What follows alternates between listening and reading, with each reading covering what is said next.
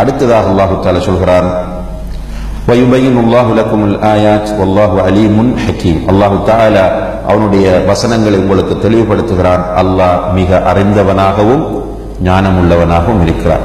அல்லாஹ் அறிந்தவனாக ஞானமுள்ளவனாக இருக்கிறான் என்பதை சிம்பிளா எடுக்காதீங்க.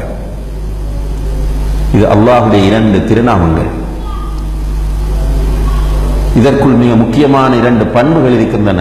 அல்லாஹுடைய அறிவு மிக விசாலமானது. அதை நம்ம ஆரம்பத்தில் சொன்னோம். உங்களுடைய கண்கள் இமை வெட்டுவதையும் அல்லாஹ் அறிகிறார். உள்ளத்தில் நீங்கள் மறைத்து வைத்திருப்பதையும் அல்லாஹ் அறிகிறார் என்று அல்லாஹ் குர்ஆனிலே சொல்கிறார்.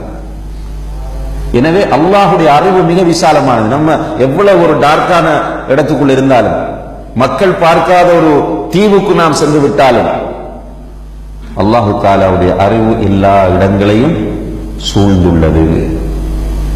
எனவே இந்த பண்புகள் நம்முடைய வாழ்க்கையில் மாற்றத்தை தர வேண்டும்.